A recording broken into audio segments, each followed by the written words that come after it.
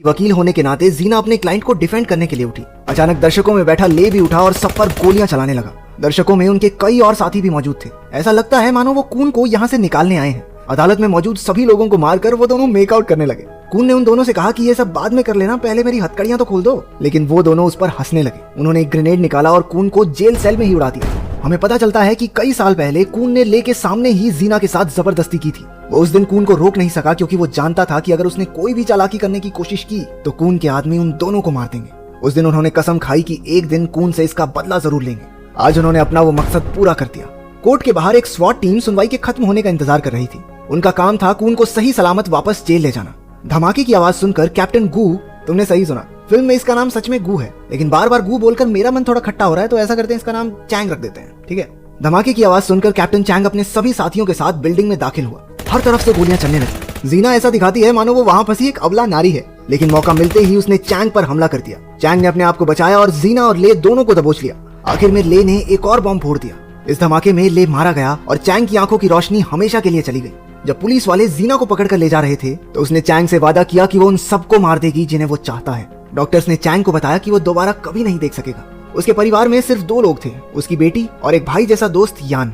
वो दोनों उसकी मदद करने की पूरी कोशिश करते हैं, लेकिन उस हादसे की बुरी यादें उसके जहन से निकल ही नहीं रही थी। जनता भी उसे ही सब का जिम्मेदार ठहरा रही थी क्योंकि वहां से जिंदा बाहर आने वाला वो इकलौता पुलिस वाला था और अपने सीनियर्स के ऑर्डर्स का इंतजार ना करने के लिए उसे नौकरी से भी निकाल दिया गया। उसकी फ्रस्ट्रेशन दिन पर दिन बढ़ती जा रही थी।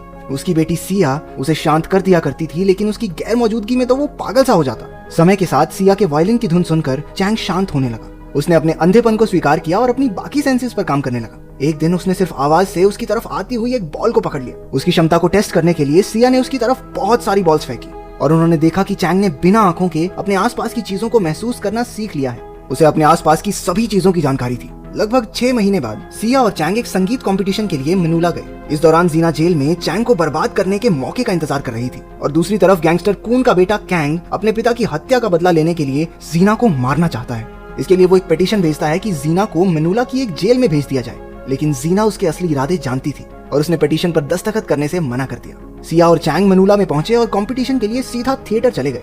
वहां सिया को पता चला कि आज उसकी जगह कोई दूसरी लड़की परफॉर्म करेगी। जब वो हताश होकर बैक स्टेज एरिया में खड़ी थी तो कुछ लोग उसे जबरदस्ती उठाकर ले गए। परफॉर्मेंस शुरू होते ही चैंग समझ गया कि उसकी बेटी तो वायलिन नहीं बजा रही। उसने सिया को कॉल किया, लेकिन फोन उठाने पर उसे सिया की चीखने चिल्लाने की आवाजें सुनाई दी। वो पार्किंग की तरफ भागा, लेकिन इससे पहले कि वो उन तक पहुंच पाता वो लोग सिया को लेकर निकल गए। उसने जल्दी से पुलिस को फोन किया।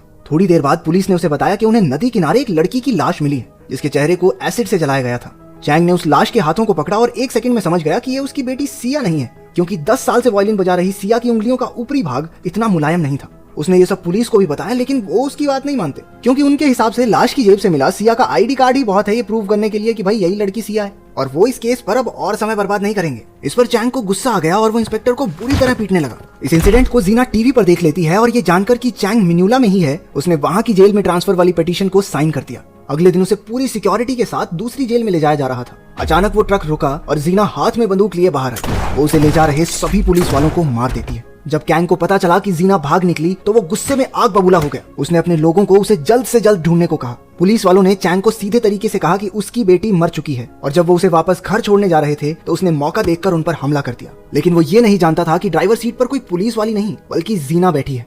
हमें पता चला कि सिया को कैंग के ही लोगों ने किडनैप किया था। वो जगह जगह से लड़कियों को अगवा करके उन्हें सबसे बड़ी बोली लगाने वाले को बेचा करते थे। कैंग को सिया बहुत खूबसूरत लगी और उसने अपने आदमियों से उसका रेट बढ़ाने को कहा। क्योंकि जीना कैंग के इस धंधे के बारे में सब जानती थी तो उसने चैंग को उसकी बेटी तक पहुंचने का तरीका बताया। जीना कहती है कि पुलिस उनकी कोई मदद नहीं करेगी क्योंकि वो सब तो कैंग से रिश्वत लेते हैं। हालांकि जीना आखिर में उसकी बेटी को मारना ही चाहती है, लेकिन उसे ढूंढने तक उसने चैंग का साथ देने की ठानी। वो जीना को लेकर एक औरत के पास गया जो ये तय करती थी कि लड़की उनके क्लाइंट्स के लेवल की है भी या नहीं। बिजनेस कोई भी हो, क्वालिटी जरूरी है। उस औरत ने जीना को तो पास कर दिया, लेकिन उसे चैंग के इरादे कुछ ठीक नहीं लग रहे थे। तो जीना के अंदर जाते ही उसने चैंग पर बंदूक तान दी, लेकिन इससे पहले कि वो गोली चलाती चैंग ने बंदूक छीनकर उसी के सर पर दे मारी। वो भी जीना के पीछे कमरे में गया जहां वो दोनों पकड़े गए। दूसरी तरफ लड़कियों पर बोलियां लगनी शुरू हो गई थी। बहुत से लोग लड़कियों को अपना टैलेंट दिखाते हुए देख रहे थे। जब सिया की बारी आई तो उसने बहुत खूबसूरती से वायलिन बजाया। कैंग को वो इतनी पसंद आई कि उसने बोलियों का सिलसिला ही रोक दिया। वो अब उसे अपने लिए चाहता था। उधर कैंग के लोगों ने जीना को उल्टा लटकाया और चैंग को बेड़ियों में जकड़ दिया। कैंग की पार्टनर बेथ वहां आई और जीना के मरे हुए बॉयफ्रेंड का मजाक उड़ाने लगी। लेकिन जब इस हालत में भी जीना ने हंसना शुरू कर दिया तो बेथ उसे पानी में डुबो डुबो कर टॉर्चर करने लगी। चैंग ने अपने हाथों में बंधी बेड़ियों को तोड़कर सबको मौत की नींद सुला दिया। उसने वाटर टैंक को तोड़कर जीना की भी जान बचाई।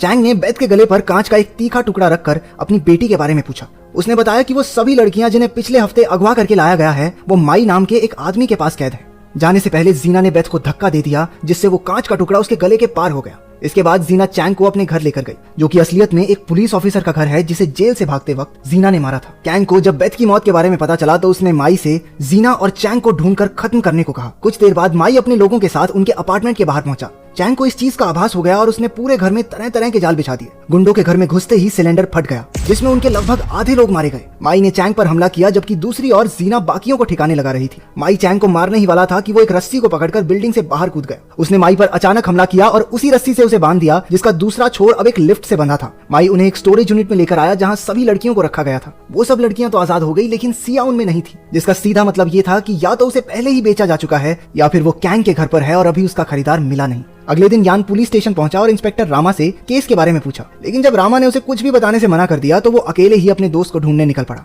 इस दौरान चैंग ने जीना के गले पर छुरी रखकर उसे अपनी असली पहचान बताने को कहा। जीना ने वही शब्द दोहराए जो उसने अपने बॉयफ्रेंड ले की मौत के वक्त कहे थे। वो समझ गया था कि ये औरत कौन है। तभी वहां यान पहुंच गया और उसने जीना पर बंदूक तान दी। जीना ने जल्दी से माई को मार दिया जिस वजह से कैंग के घर का पता जानने वाली सिर्फ वही बची थी। अगर उन्होंने उसे मार दिया तो वो सिया तक कभी नहीं पहुंच पाएंगे। जीना ने चैंग को यान और उसकी बेटी के बीच एक को चुनने के लिए कहा। उसने अपनी बेटी को चुना और यान के पेट में खंजर घोंप दिया, लेकिन उसने इस बात का ध्यान रखा कि वो इस वार से मरे ना। इसके बाद वो दोनों एक गाड़ी में बैठकर अपने बीते हुए कल के बारे में बात करने लगे। जीना ने उसे बताया कि उसके बाप ने बचपन में ही उसे एक गैंग को बेच दिया था, ले ही उसका परिवार उसका सब कुछ था जिसे चैंग ने मार दिया। इसलिए वो अब उसे सिया के सामने मारेगी ताकि उसकी बेटी भी जीना का दर्द महसूस करे। वो दोनों एक हथियार बेचने वाले के पास गए। ये वही आदमी था जिसके थ्रू उसके बाप ने जीना को उस गैंग को बेचा था। इसलिए मौका पाते ही जीना ने उसे मार डाला और सारी बंदूकें और हथियार लूट लिए। चैंग ने उस आदमी के हाथ से एक बॉल भी ले ली। अगले सीन में कैंग सिया को दो ऑप्शंस देता है, या तो वो उसके साथ रहे या फिर वो उसे सबसे बड़ी बोली लगाने वाले को बेच देगा, जिस पर सिया ने बताया कि उसके पिता उसे लेने जरूर आएंगे। तभी एक ट्रक घर का मेन गेट तोड़कर अंदर आया और जीना ने अंधाधुंध गोलियां चलानी शुरू कर दी। इस सब के बीच चैंग ने सिया की तरफ एक बॉल फेंकी जिससे वो समझ गई कि उसके पिता उसे लेने आ गए हैं। उसने चुपके से उस बॉल को अपने पास रख लिया। उन्होंने एक के बाद एक कैंग के सभी लोगों को मार दिया। आखिरकार कैंग सिर्फ अपने वकील और सिया के साथ रह गया।